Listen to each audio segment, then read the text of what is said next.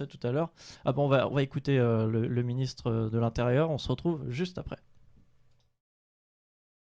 Ces mesures sont fortes, c'est volontaire. Elles sont exigeantes, nous le savons. Mais ces mesures sont nécessaires, surtout essentielles, pour protéger toutes les Françaises et tous les Français, pas seulement les personnes les plus âgées. Essentielles pour bloquer la propagation de ce virus, pour éviter à tout prix la surcharge de notre système de santé.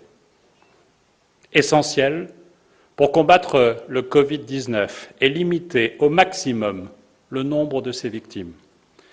Les mesures annoncées par le président de la République jeudi, puis par le Premier ministre samedi, étaient d'ores et déjà des étapes majeures.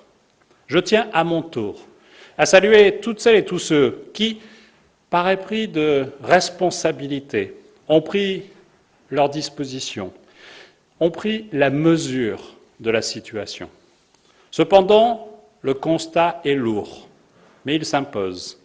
La progression du Covid-19 continue et trop de personnes font encore peu de cas des consignes sanitaires données.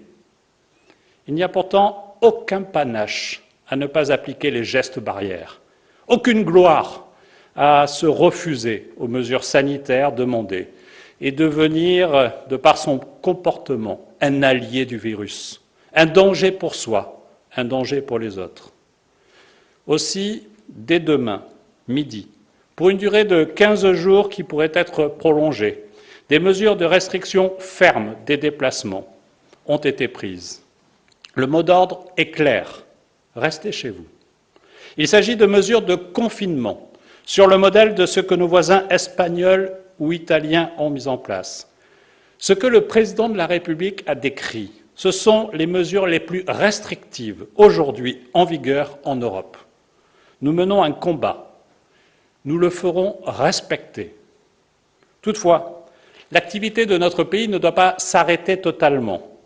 Des exceptions pourront être tolérées pour les déplacements entre le domicile et le lieu de travail, lorsque ces déplacements sont indispensables pour des activités ne pouvant être interrompues ni organisées sous forme de télétravail. Pour les déplacements nécessaires pour faire des courses ou pour les besoins de première nécessité, je pense aux aliments, aux produits de première hygiène. Pour les déplacements pour motifs de santé, bien sûr. Pour les déplacements pour motif familial impérieux ou pour l'assistance de personnes vulnérables, pour venir en aide à un proche dépendant par exemple, ou pour des parents séparés, pour aller chercher